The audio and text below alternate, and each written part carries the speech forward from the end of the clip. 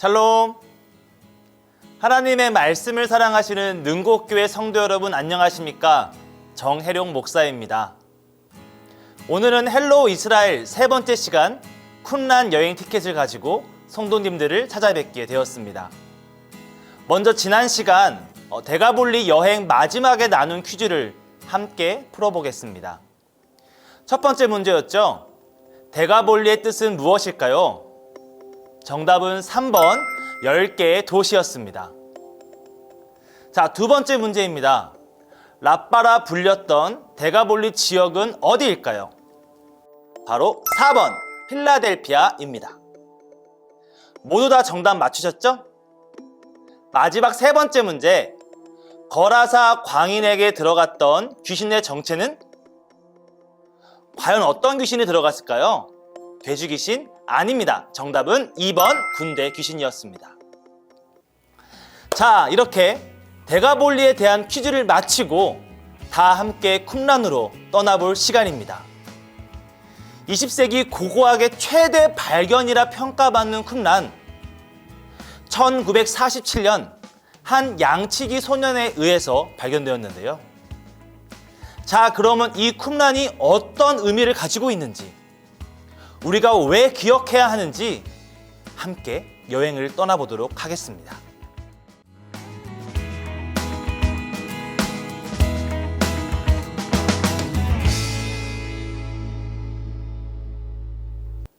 먼저 쿰란은 이 사해 북서쪽 해안에서 대략 1.5km 떨어진 곳, 유대 산지를 깎아 지르는 절벽에 위치해 있습니다.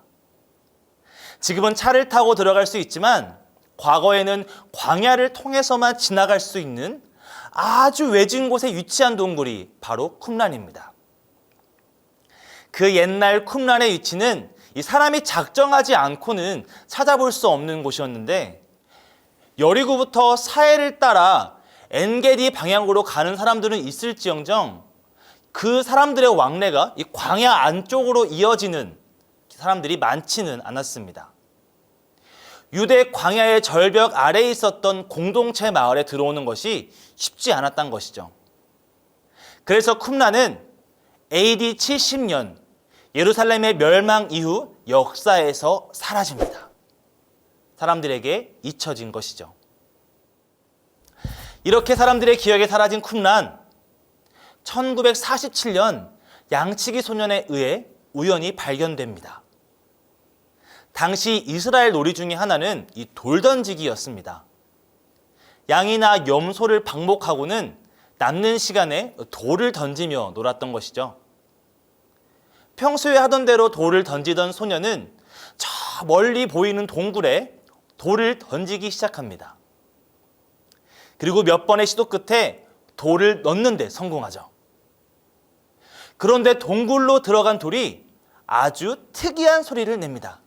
쨍그랑. 그 소리를 들은 소년은 귀가 번뜩 뜨입니다. 혹시 저 안에 보석이 들어있지는 않을까? 혼자 들어가기엔 겁이 났던 소년은 친구를 불러 함께 동굴로 들어갑니다.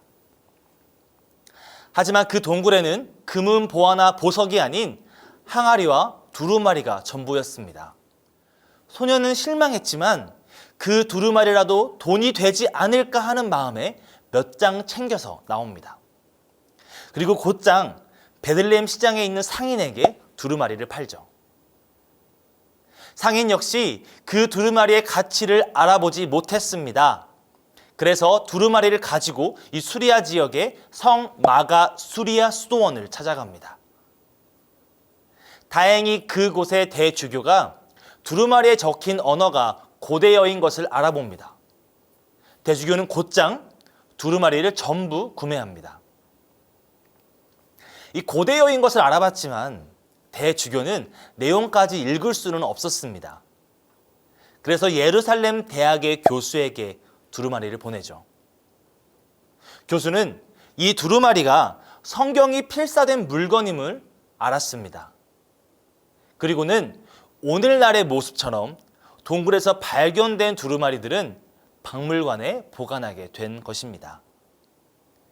발견하기도 힘든 동굴 속에서 나타난 두루마리. 두루마리에는 오늘날 우리가 알고 있는 성경이 쓰여져 있었는데요. 이 놀라운 문건을 남긴 쿰란 공동체, 이 공동체 이야기 속으로 좀 더 깊숙이 들어가 보겠습니다.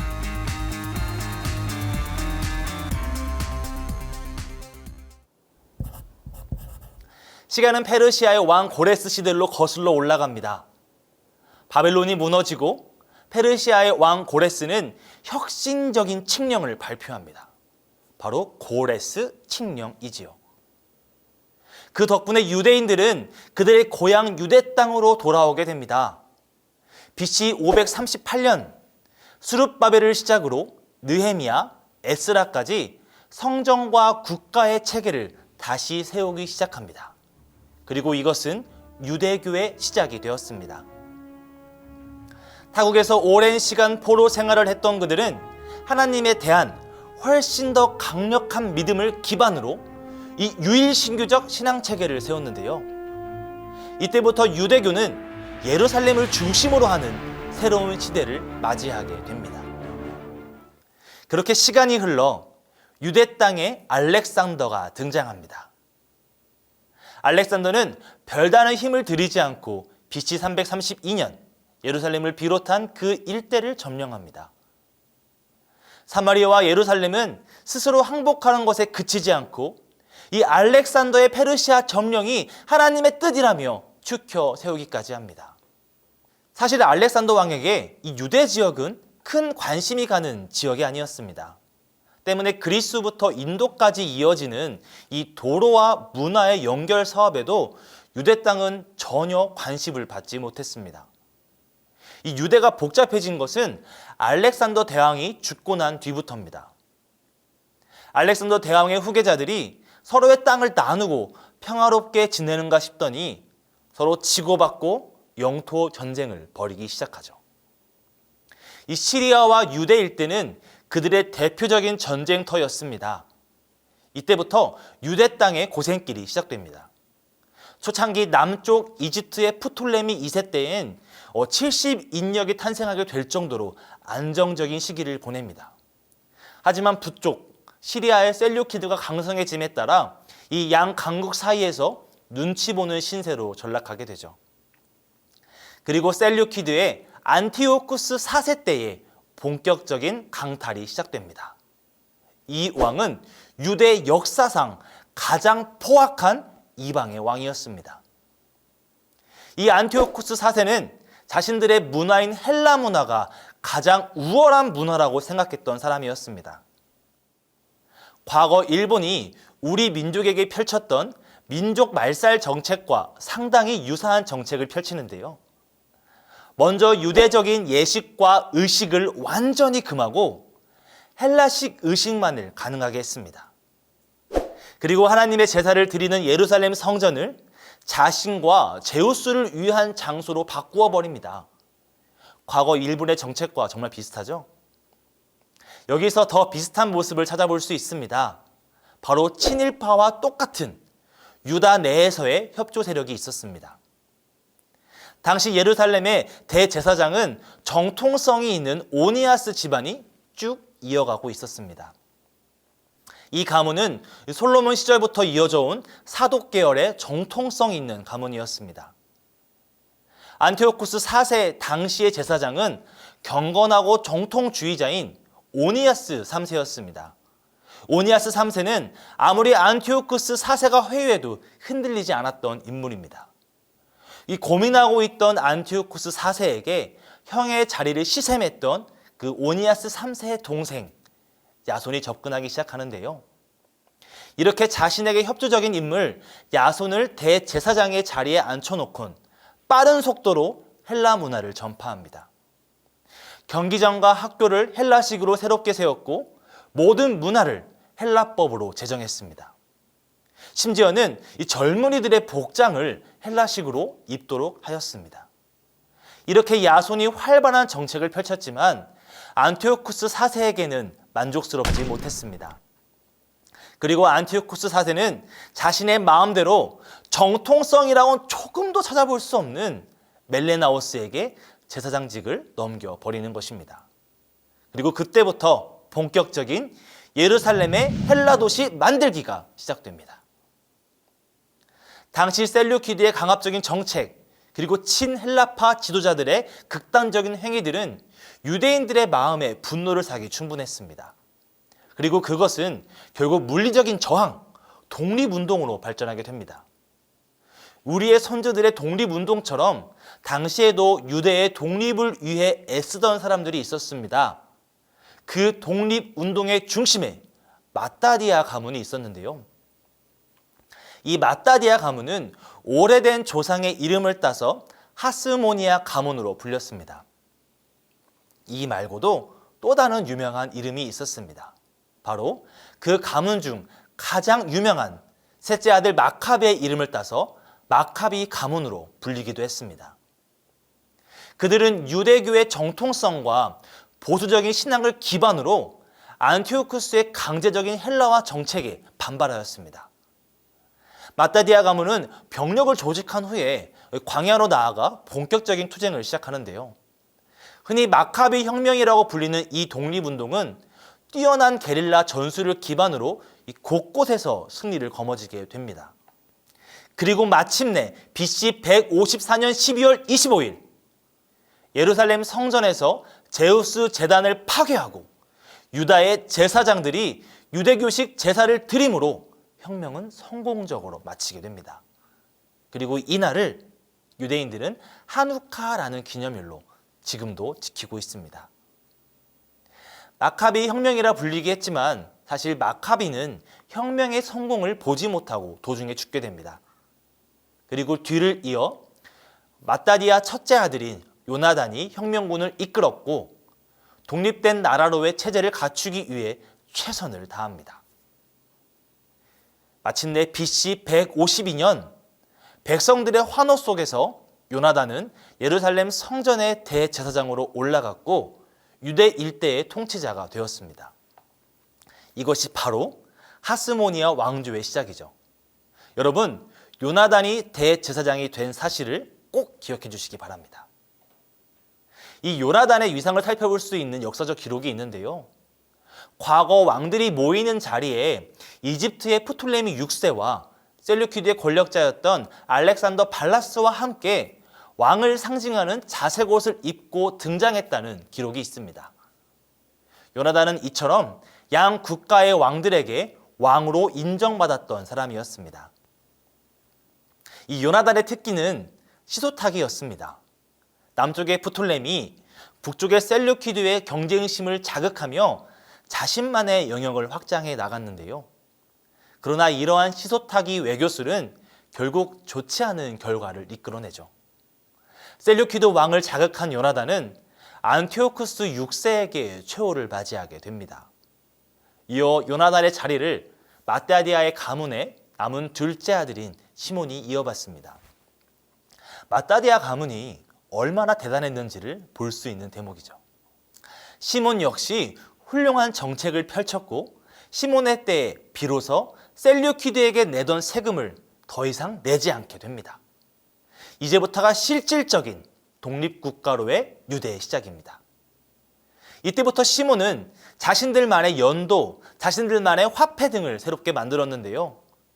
당시 주위 국가 모두가 헬라어를 사용하던 때에도 국가의 언어를 히브리어로 하도록 하였습니다. 시몬은 유대 역사에서 영웅으로 기념비까지 세워지는 업적을 남깁니다. 헬로 이스라엘 시즌 2! 자, 지금까지 쿰란 공동체가 생기기 전의 국가 상황을 함께 살펴보았습니다. 여기서 다시금 기억을 거슬러 올라가 대제사장 가문에 대해서 이야기해 보겠습니다. 정통성이 있었던 오니아스 가문이 대제사장직을 이어가던 와중 안티오쿠스 4세가 아무런 정통성이 없던 멜레나우스를 대제사장으로 세우게 됩니다. 이때부터 대제사장직은 친헬라파 사람들을 통해 이어지게 되었는데요. 마카비 혁명이 성공적으로 마친 후 오니아스 가문은 기대를 합니다. 이제 다시 정상적으로 우리 가문이 대제사장직을 이어가겠지? 여러분, 그런데 아까 마카비 혁명이 끝난 후 누가 그 자리에 올랐죠? 바로 요나단입니다. 이에 오니아스 가문은 크게 실망하여 예루살렘을 떠납니다. 그들은 데가볼리를 거쳐 프톨레미 왕국으로 들어가는데요. 여기서 프톨레미 6세는 그 가문을 환영하며 레온토폴리스라는 폐허가 된 성전을 내어줍니다. 그리고 그곳에서 새롭게 성전을 세우고 스스로 대제사장이 됩니다. 요나단의 하스모니아 왕조의 시작을 좋지 않게 본 또 다른 세력이 있었습니다. 그들은 성전 중심이 아닌 그들 나름대로의 경건한 삶을 추구하는 사람들이었는데요. 그들을 에세네파라고 불렀습니다. 이 에세네파 사람들은 예루살렘을 비롯해 각각의 도시에 흩어져 살았습니다. 그리고 각지에서 자신들만의 공동체의 구역을 형성하며 경건 훈령에 매진하였습니다. 이러한 에세네파 중 완전 찾기 힘든 곳으로 가 새롭게 공동체를 꾸린 사람들이 있었는데 바로 우리가 함께하고 있는 쿰란 공동체였습니다. 이 쿰란이라는 이름은 밤하늘의 달이라는 뜻을 가진 아랍어 카마르에서 유래했습니다. 쿰란은 카마르의 복수형인데 밤하늘 달이 이 사해에 반사되어 두 개의 달 혹은 한 쌍의 달이라고 불리는 데서 유래했다고 합니다. 이 쿰란 공동체는 세상과의 격리를 주장하며 그들만의 삶을 추구했습니다. 그들은 당시 사람들이 보기에도 이 오늘날의 기준으로 보기에도 유별난 사람들이었습니다. 전통과 대세로부터 벗어나 아주 새로운 자신들만의 신념과 삶의 방식을 세워갔습니다.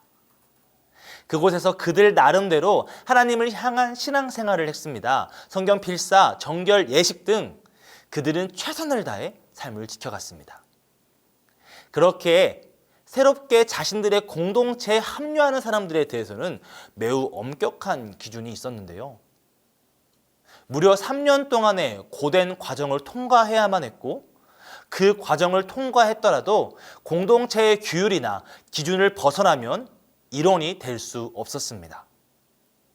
그래서 이렇게 스스로 구별된 그들은 자신들을 의의 자녀들 혹은 빛의 자녀들이라고 불렀습니다. 쿰란에서 가장 중요한 것은 정결 예식이었습니다. 그들은 연 평균 강수량이 100mm도 되지 않는 지역에서 수로를 만들어 정결 예식을 진행하였습니다. 그리고 그들은 성경을 읽고 필사하는 것을 중요하게 여겼는데요. 오늘날 쿰란 지역에 가보면 그들이 얼마나 치열한 삶을 살았는가 살펴볼 수 있습니다. 지금까지 쿰란에서 발견된 사본은 전체의 10%도 되지 않는다고 합니다. 그만큼 그들이 얼마나 성경 필사에 목숨을 걸었는가를 알 수 있습니다. 또 발견된 등잔이 수백 개에 달하는데 이들은 낮에는 일을 하고 밤에는 함께 성경을 보며 또 쓰며 기도했던 공동체였음을 살펴볼 수 있습니다. 헬로우 이스라엘 시즌2! 이곳에서 발견된 문서를 우리는 쿰란 사본이라고 부릅니다. 이 사본은 기존의 가장 오래된 성경 사본이라고 일컬었던 이 사해 사본보다 무려 1000년이나 더 오래된 사본입니다. 정말 놀라운 것은 이 사본에 쓰여진 성결 구절 하나하나가 오늘날 우리가 읽고 있는 성경과 매우 유사하다는 겁니다. 현재까지 발견된 가장 오래된 성경이며 심지어 현재의 성경과 매우 유사하다는 점은 하나님의 말씀이 2000년 전에도 그리고 지금도 영원히 변치 않고 존재했다는 것을 의미합니다.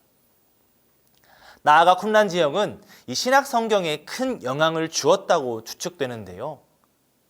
쿰란에서 발견된 삶의 형태들이 이 세례 요한을 지나 예수 공동체 그리고 초대 교회까지 비슷한 모습들을 찾아볼 수 있었기 때문입니다. 신약 성경에 인용된 구약 성결 구절들도 매우 중요하게 함께 인용되고 있었고요. 특별히 예수 공동체의 이사야서에 대한 집중적인 해석이 이 쿰란의 이사야서의 집중적인 해석과 매우 닮아있기 때문입니다. 그래서 많은 학자들이 예수님이 쿰란 공동체의 일원이었거나 혹은 그 공동체에 대해서 전해 들었을 것이다 라고 추측을 하죠. 그만큼 비슷한 점이 참 많았습니다. 하지만 예수님의 공동체, 예수 공동체와의 차이점도 분명히 존재합니다. 먼저 쿰란은 이 의의 선생이라는 절대적인 지도자가 있었습니다. 의의 선생만이 최고 높은 자리에 앉을 수 있었고 올바른 성경 해석을 할 수 있었습니다. 이 의의 선생은 공동체의 핵심이었습니다. 하지만 예수님은 달랐죠. 예수님이 더 최고의 자리, 더 확실한 성경 해석을 할 수 있었음에도 권위를 누리지 않으셨습니다. 오히려 스스로 내려와 섬기고 희생하는 방식의 권위자였습니다. 또한 쿰란 공동체는 입회가 매우 까다로웠습니다. 이 엄격한 잣대를 들이밀고 하나라도 어긋나면 바로 탈락이었습니다. 하지만 예수님의 공동체는 누구나 목마른 자들이 함께할 수 있는 자비로운 공동체였습니다. 무엇보다 쿰란 공동체는 이 식사에 있어서 엄격한 정결법을 강조했는데요. 하루에 2번 있는 식사를 위해 매번 목욕하고 흰 옷을 입은 채 식당으로 들어서야 했습니다. 그리고 의의 선생이 식사를 시작하고 마칠 때까지 모두가 기다려야 했습니다.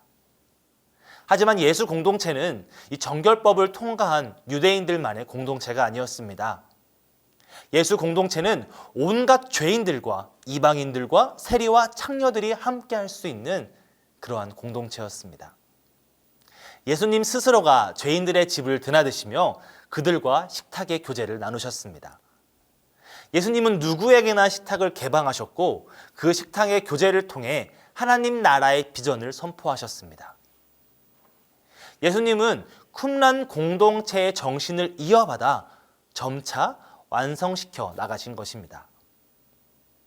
여러분, 쿰란 공동체를 기억할 때 꼭 기억해야 할 것은 그 공동체의 하나님에 대한 태도입니다. 그들은 성경 속 하나님이라는 단어가 나올 때마다 정결 예식을 하고 다시 자리로 와서 필사를 이어갔다고 합니다. 성경 속에 얼마나 많은 하나님이라는 단어가 나옵니까? 그들은 그들의 그 필사본 속에서 얼마나 많은 정성과 노력이 있었는지를 알 수 있습니다. 오늘 우리는 하나님의 이름을 얼마나 거룩하게 여기고 살아가고 있습니까? 이러한 쿰란 공동체의 태도를 2021년을 살아가는 우리가 본받아야 합니다. 쿰란 공동체에서 예수 공동체로, 예수 공동체를 지나 초대교회까지, 그들은 혼란스러운 세상 속에서도, 주위의 불편한 시선 속에서도 꿋꿋이 하나님의 말씀을 사모하며 구별되어 나아갔던 사람들이었습니다. 이들 모두는 자신들의 편의를 내려두고 하나님의 말씀을 사모하며 서로 다른 모습이지만 한 마음으로 살아갔던 공동체였습니다. 이들의 이런 하나님을 사모하는 열정이야말로 오늘날 우리에게 하나님 말씀이 전해지게 된 진정한 원동력이 아니었을까요? 성도 여러분, 2000년 전 쿰란 공동체가 오늘 우리에게 보내는 메시지는 과연 무엇일까요? 내가 아닌 우리를 위해, 그리고 오직 하나님만을 위해 모였고 구별되기를 누구보다 애썼던 쿰란 공동체가 있었습니다. 이들은 아무도 알아주지 않았지만 끝까지 그 믿음을 잃지 않고 말씀을 붙잡고 나아갔죠. 2000년이 지난 오늘 변치 않는 하나님의 말씀을 굳게 붙잡고 나아간다면 우리 능곡교회가 하나님 앞에 구별된 공동체로 함께 나아갈 수 있지 않을까 생각을 해봅니다. 우리의 믿음을 아무도 몰라준다 하더라도 하나님께서는 보고 계심을 굳게 믿고 오늘도 말씀을 붙잡고 나아가는 성도님들이 되시기를 바랍니다. 헬로우 이스라엘 시즌2! 자, 오늘 함께 떠나본 쿰란 여행을 어떠셨나요? 여행을 마무리하며 퀴즈 시간을 가져보겠습니다. 첫 번째 퀴즈입니다. 1947년 쿰란을 첫 번째로 발견한 사람은 누구일까요? 1번 북치기 소년, 2번 양치기 소년, 3번 딱지치기 소년, 4번 팽이치기 소년. 자, 두 번째 문제입니다. 유대 독립을 위해 앞장섰던 가문, 그 가문은 어느 가문이었을까? 1번 마카비 가문, 2번 마카롱 가문, 3번 가리비 가문, 4번 프톨레미 가문. 마지막 세 번째 퀴즈입니다. 스스로 의의 자녀들, 빛의 자녀들이라 부르며 세상과 분리되어 자신들만의 정결을 지키며 살아왔던 그 공동체의 이름은 무엇일까요? 1번 샤프란 공동체, 2번 이게 무슨 일이란 공동체, 3번 명란 공동체, 4번 쿰란 공동체. 문제가 너무 어렵나요? 문제의 정답은 다음 주 비아 돌로로사에서 공개하도록 하겠습니다. 이 시간 마지막으로 함께 기도하며 마치기 원합니다. 오직 하나님을 고백하며 세상의 기준이 아닌 하나님의 기준에 살고자 했던 쿰란 공동체를 기억합시다. 세상의 다른 것과 타협하지 않고 오직 거룩하신 하나님의 이름을 높이는 주의 자녀가 되게 하옵소서. 우리 이 기도 제목 붙잡고 함께 기도하시겠습니다.